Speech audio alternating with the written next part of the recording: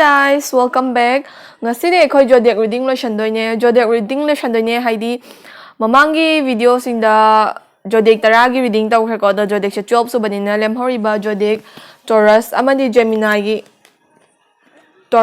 Gemini gi reading se ngasi loishandoine. So ngasi zodiac reading loishalaba matungda mathangi video da idi future spouse reading amadi energy reading na chingwa mathang tawjarage. Ngasi ko na di Taurus ka Gemini gi reading se hawarse. Let's get into the video. So guys, Taurus ki reading se hawarse aduga aikhoi ngasai Taurus ki main card ama laikhredana ko aduga present future amadi advice ki oina kai leige have the ai card ahum pick tawjarage.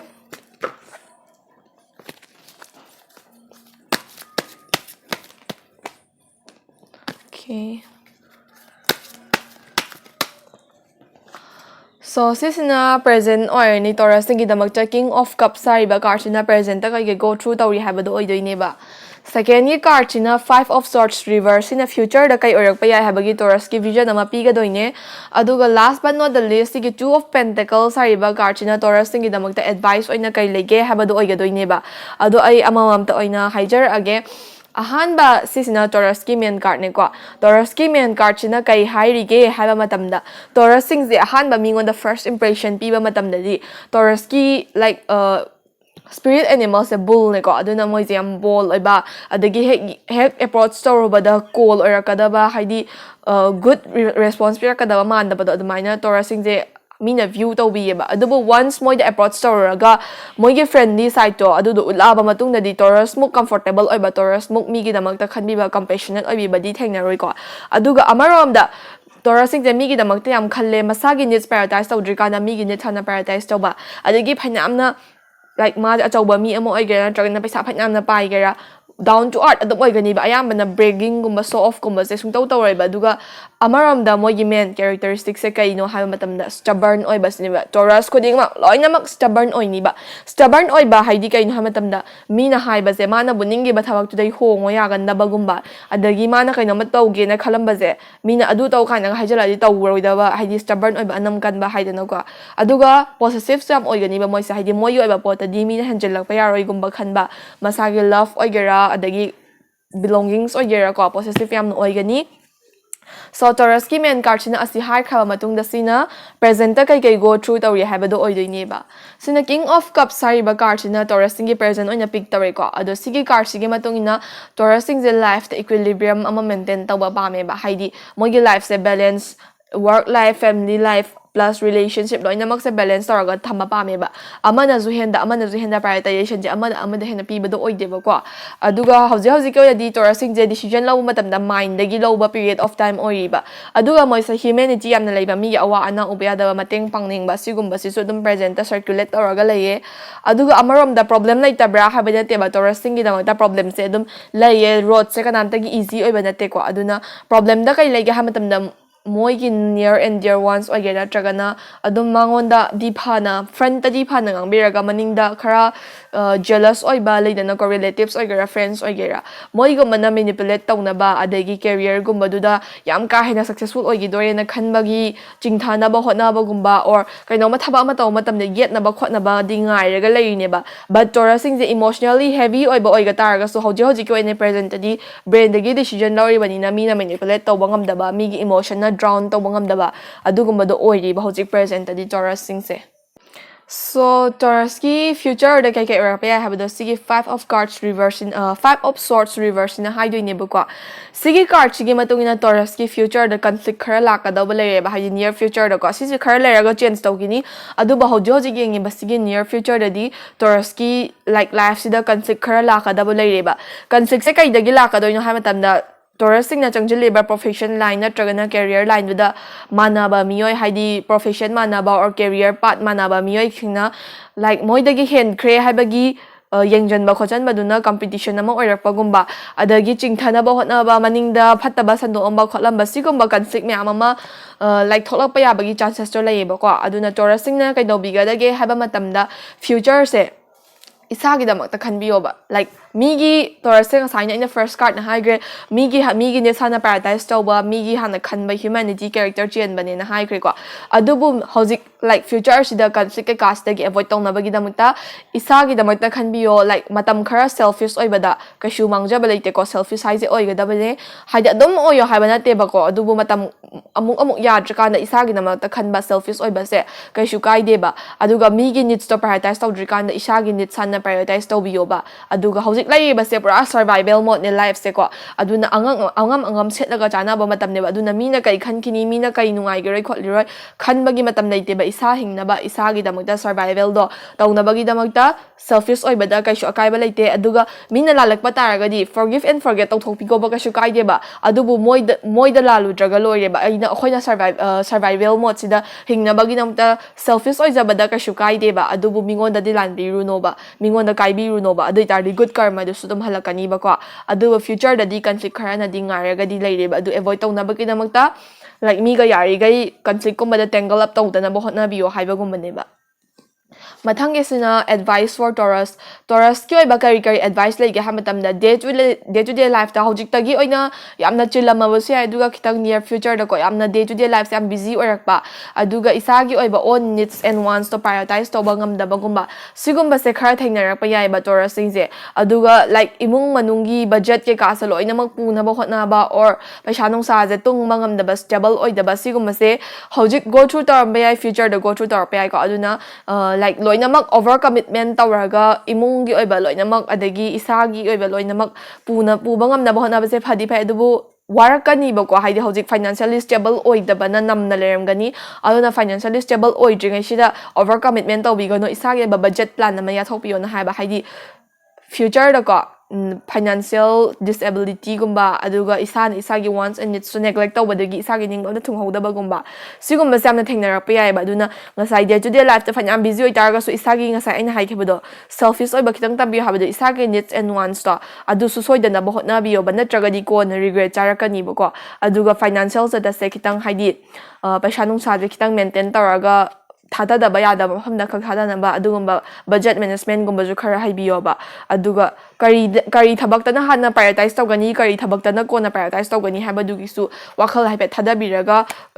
like sidana hana prioritize tawam thu sidana hana prioritize tawam thu haba do khantha biraga yengbiro ba do tardi life se dum like tholaka da ba obstacles and problems wuding mak loina mak overcome irai line tawraga nungai na dum smooth oina chat pa ya ba chances to lei ba ko so Taurus singi reading matang final loijare sidagi lawba ya ba general advice option biro loina mak 100% resonate tawdraga su khara makhai dum tawramgani aduna sidagi lawba ya ba advice lawba ya vision lotion biraga makha ta na kai tawba yai habado yengbiro so Taurus thank you for watching my video bye bye so hojik na Gemini gi reading tawdone Gemini gi sina main card orani ba main card oraba matungda magi present future amadi advice oina kai kai leige habado mayam puning minarase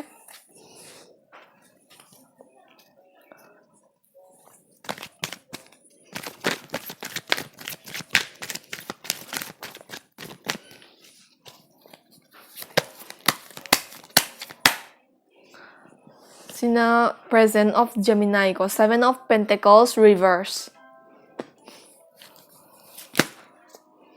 sina future 10 of Wands reverse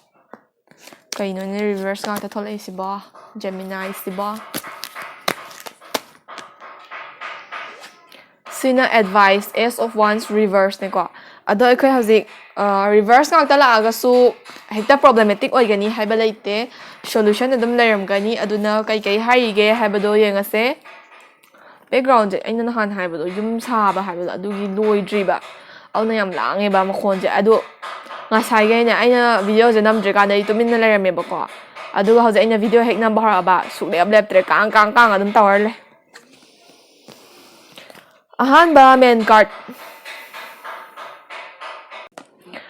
So, sina main card ne Gemini gi main card sigi matung ina kai hari ge haba matam na Gemini gi first impression ja. They are like teddy bears hana describe tawe ba Gemini se. Kai gino ha matam na mi na hek approach to bada kwa. Yamna compassionate oi ba aduga yam open oi ba mi haidi adum hek approach to bada harau to ka da basuman bada. Aduga yam extroverted oi ba type ta chinge ba moi se aduga group amada su changwa matam da adum mingle to bangam ba. Aduga amarom da like mi gi damakta su yam khanbi ba hai tare masa like kamaina haini mina kaino manungai ta ba moi da ha matam da moi masagi own problems to na deal to ba hai tare compassionate oi ba hai se ko aduga mi gi damakta yam thongna phawi mi gi damakta even nosy haina fau describe to ba moi sa haidi mi gi problem thokpa matam da mi kaino manungai ta matam da moi na hena moi masa da thokpai tap ta waza ba hai tare aduga like mina admaina Miki tabakta khut thingjan bagi tap to ina urak podo help to mandana or compassionate oi mandana ko adumaina fau describe to aduga masagi on matters tadi moise irresolute oi ba aduga unpredictable oi ba haidi masagi damakta di masagi love matter oi gera aduga family matter oi gera work matter oi gera masagi tabakta di decision lawja bangam da bagumba resolution propangam da bagumba smaina tawe ba ko aduga amaram da moise hana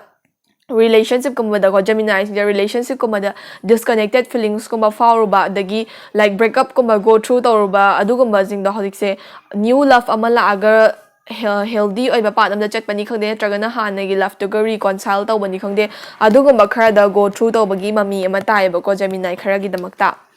ado sisina main card ne sisna present ki card ne ba 7 of pentacles reverse se sisi card chi gi matung ina Gemini sing ja present ta kai go through tawri ge haiba matam da moina taw ba thabak se taw ba effort se wasted oina chatpa gumba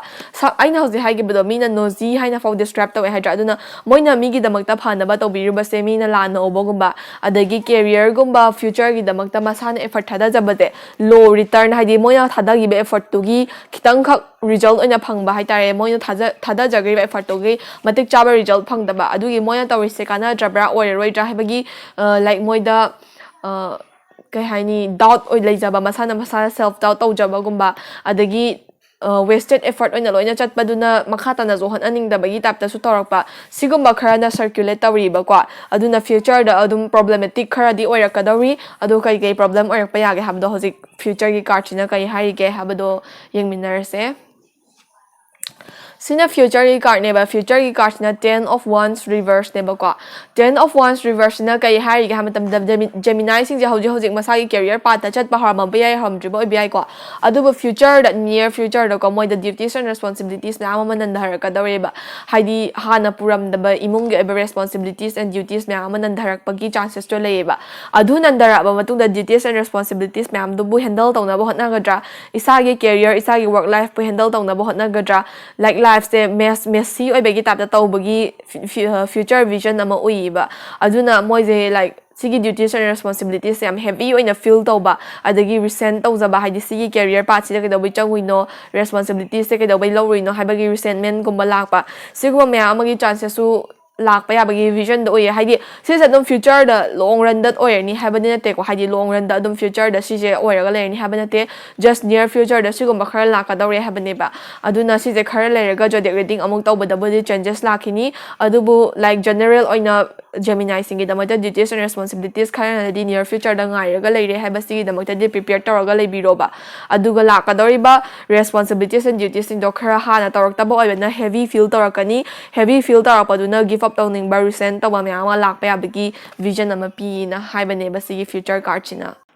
Sisina S of Wands reverse ne ko Gemini singi damak advice card ne advice card chigi matung ina Gemini singi ke hari ga hamatam daga sai mamami card to su duties and responsibilities mayam ama laka dawre na hydra da sigi card na zo heavy oi ba pu bangam da duties and responsibilities khara laka dawre habaze hairi ba aduga amarom da duties and responsibilities to day to day life ki damak ta fulfill taw na bo na ri ka da ishagi patient ishagi career imbalance or pa kairak pagi chances say am chaw na leiba aduna advice oina kai hai ga hamatam da prioritization situation je karambada prioritize tawjige duties or responsibilities prioritize tawjira aduga natragana isagi passion or career ro prioritize tawjira habase wise decision ama oina lobiyo ba aduga nga sa ena Gemini singse irresolute oi masagi damakta la ko matam dadi irresolute oi hydra aduna irresolute oi base yararoi ba irresolute oi gai nangi problem and obstacles to helakani ba aduna irresolute oi ba indecisive oi ba mod se thadok piraga isagi damakta like for the future of oneself ko aphabana karino phatabana karino haido khantha baloina ngamabanina kari decision lo sike habado wisely think taraga lobiyo ba aduga tawdaba yada mga tani animak ado karamba hana hena prioritize tawjige habagi decision do lobiyo aduga vague knowledge na thabak amta tawbigano ba wangang ba oiro natraga na thabak amay da tawbo oiro kitang khangaga haiba saraga tawbigano ba kwa haidi nga sai nosy haina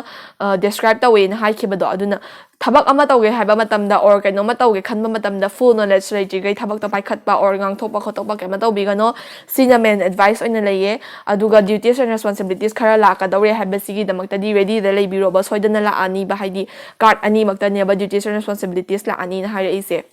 so Gemini singisu general reading matang swaida loijare sidagi lawba yaba general advice amadi vision sing lotion biraga kari tawba yai habado mayam ning biro personally yamna ma resonate tawdraga su khara makhai dum resonate taramgani na khale Gemini singi damakta so for today thank you for watching my video bye bye. So guys ngasigi di video se matang swaida lotion jarage aduga video se su general reading oi banina yam personal on the resonate torok tabayai aduna hena personal oi reading to bininga ga di Instagram link to igi description box adum hapcharamge aduda mayam na changbir aga personal reading gi damakta slots book to bidana appointment book to bidana reading lobi bayagani aduga aigi main Instagram account shu dum link hapcharamge mayam na check out to biro aduga channel asibo hena makhata na grow to na bagi damuta like subscribe amadi share to ba ka bigano adu mathangda 2k 3k dem tap na yominar se 2k yoba haidi thousands kudingi give away da ai soidana tawjani ba aduna tapna dum as a family ama oiner grow tawmina se so for today everyone thank you for watching my video stay tuned for more bye bye.